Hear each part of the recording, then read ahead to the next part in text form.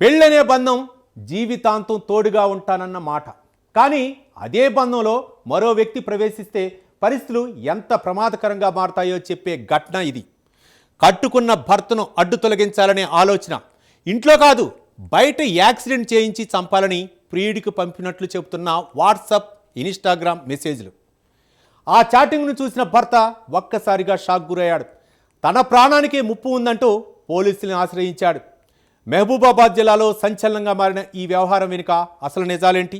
ఆ మెసేజ్లు నిజంగా కుట్రకు నిదర్శనమా, లేక ఈ కథలో ఇంకేదైనా కోణం దాగి ఉందా? Let's watch.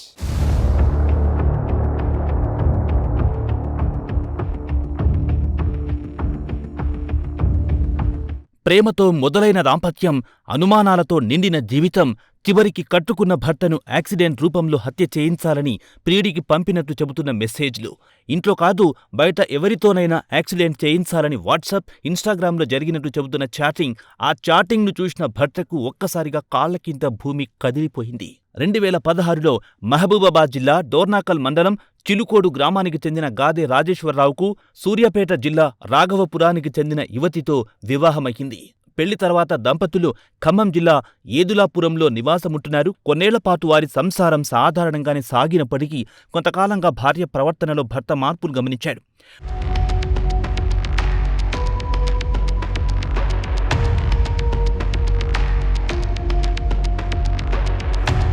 భార్య తరచూ ఫోన్లో మాట్లాడడం, ఒకే వ్యక్తితో ఎక్కువసేపు చాటింగ్ చేయడం, ఇంటి బయటకు వెళ్లే సందర్భాలు పెరగడం వంటి పరిణామాలు రాజేశ్వరరావులో అనుమానాలకు దారితీశాయి.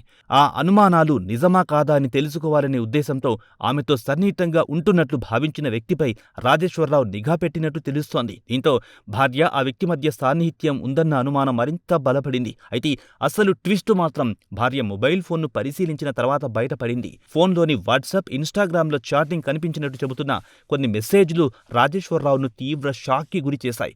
ఇంట్లో చంపొద్దు, బయట ఎవరితోనైనా యాక్సిడెంట్ చేయించండి అంటూ ప్రియుడు సైదులకు సందేశాలు పంపినట్టు తెలుస్తోంది.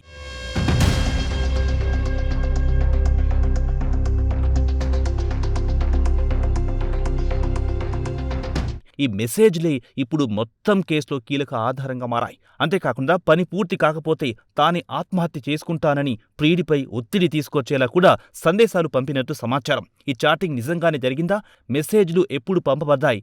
అవి ఎడిట్ చేయబడ్డావా లేక అసలైనవేనా అనే అంశాలపై పోలీసులు సాంకేతికంగా పరిశీలించే అవకాశం ఉంది. ఇక ఈ వ్యవహారాన్ని చూసిన తర్వాత రాజేశ్వరరావు వెంటనే డోర్నాకల్ పోలీస్ స్టేషన్ను ఆశ్రయించారు. తన ప్రాణానికి ముప్పుందని పేర్కొంటూ ఫిర్యాదు చేశారు. ఫిర్యాదును స్వీకరించిన పోలీసులు 0 ఎఫ్ఐఆర్ నమోదు చేసి కేసును ఖమ్మం రూరల్ పోలీస్ స్టేషన్కు బదిలీ చేశారు.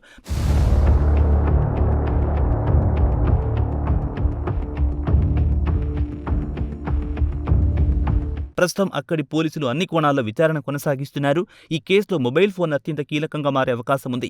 చాటింగ్ హిస్టరీ, కాల్ రికార్డులు, సోషల్ మీడియా అకౌంట్ల వివరాలు, డిజిటల్ ఫోరెన్సిక్స్ నివేదికలు ఇవన్నీ దర్యాప్తుకు ప్రధాన ఆధారాలుగా మారనున్నాయి.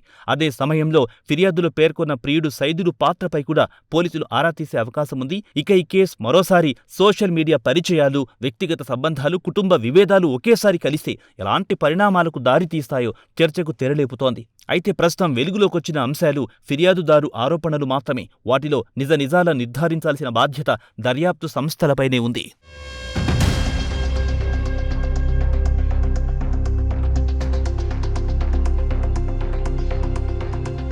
భార్య మొబైల్లో కనిపించినట్లు చెప్తున్న చాటింగ్, భర్త ఇచ్చిన ఫిర్యాదు, 0 ఎఫ్ఐఆర్ నమోదు. ప్రస్తుతం ఈ వ్యవహారంలో ప్రతి డిజిటల్ ఆధారం కీలకంగా మారింది. Mobile phone, social media chatting, call వివరాలను పోలీసులు పరిశీలించే అవకాశం ఉంది. పూర్తిస్థాయి దర్యాప్తు అనంతరం వెలుగులోకి వచ్చే ఆధారాల ఆధారంగానే ఈ ఆరోపణలు నిజానిజాలు తేలనున్నాయి. కుటుంబ బంధాల్లో నమ్మకం కోల్పోతే పరిస్థితులు ఎంత దూరం వెళ్తాయో గుర్తు చేసే ఘటనగా ఈ కేసు నిలిచిపోయింది.